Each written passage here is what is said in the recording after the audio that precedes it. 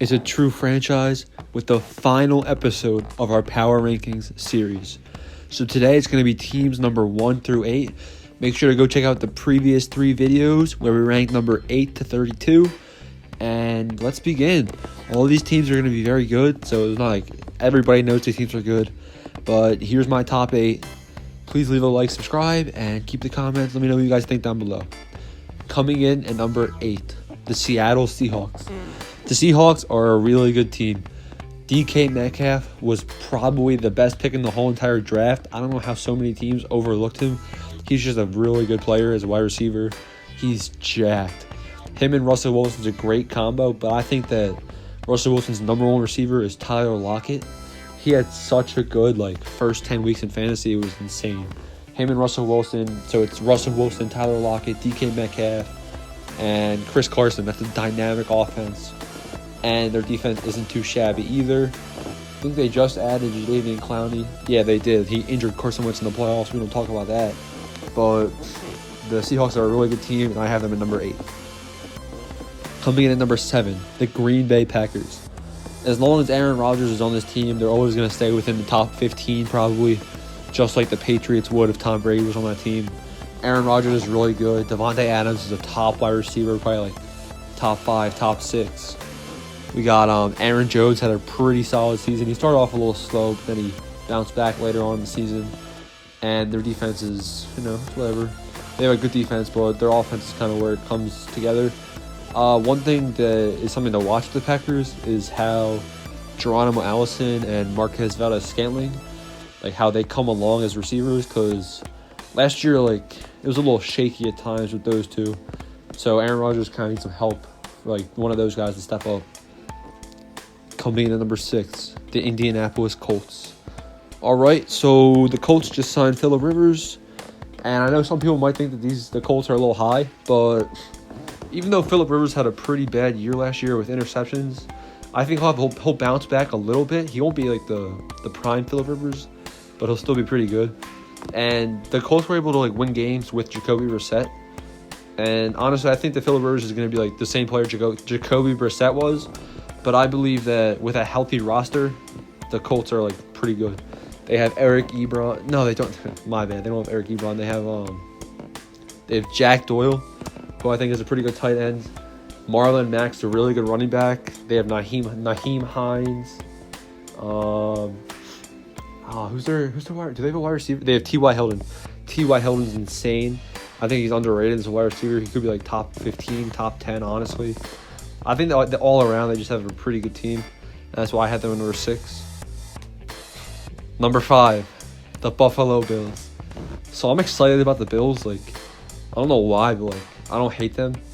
And I hate every team besides the team I like, which is the Eagles.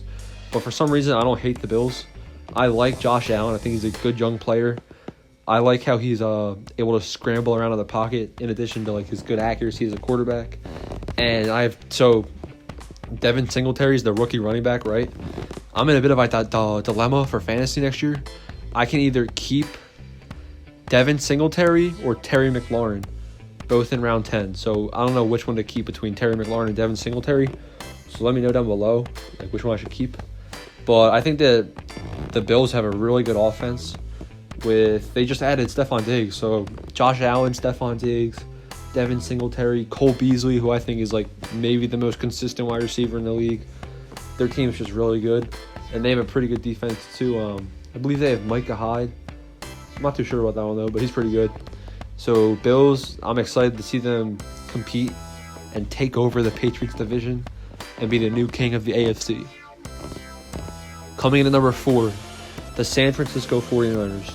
So I think the 49ers are going to have a Super Bowl kind of drought kind of thing, where Super Bowl hangover, where they're not going to be as good as last year. Jimmy Garoppolo's he's good, whatever. I doubted him, and I bet against him in the Super Bowl, and I was right, so I made some money there.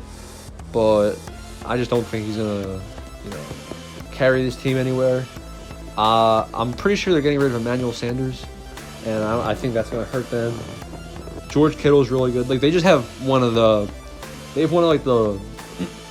most built rosters in the league, where it's a ton of solid players who are escalated and elevated by like stronger players like George Kittle, Nick Bosa.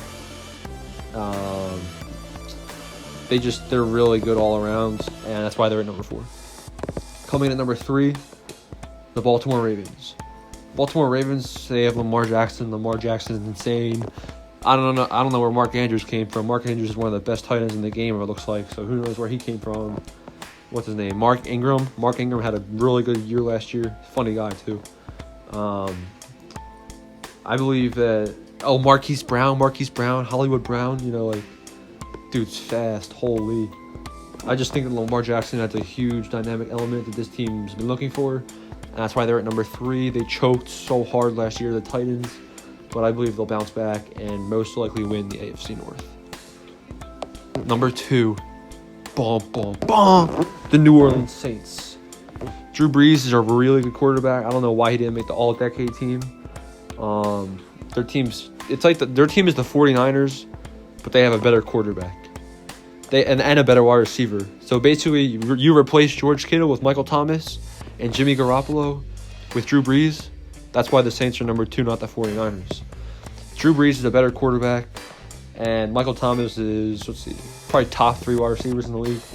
But like the thing you have to know with Michael Thomas is he kind of like carries the team so much because like it's one of Drew Brees' favorite targets. Like Michael Thomas gets the most receptions every single year. So I guess that's one way that Michael Thomas kind of looks like a good wide receiver. But I know he's great, but like he's often used by Drew Brees. So Saints are number 2. And finally, the number 1 team, we all know who it is. It's the Kansas City Chiefs. So Super Bowl hangovers are a thing, but Patrick Mahomes is still hungry as a young guy, and he's also just so talented. I think that the Chiefs are going to be fine, I think. Tyreek Hill, I wouldn't say he's the best wide receiver in the league, but he's definitely the quickest and probably the most elusive. Like he catches the ball in open field, GG, automatic touchdown. Mecole Hardman, same thing. Literally another fast guy on the wide receiver front. Travis Kelce's a really good tight end. And their defense is good too. I know that their defense is able to shut some teams down, so it's going to be interesting to see how the Chiefs compete this year. Okay, guys, there's my top 8 power rankings. Go check out the other 3 videos. Let me know your thoughts below. Did I get it right? Did I get it wrong? And please leave a like and subscribe.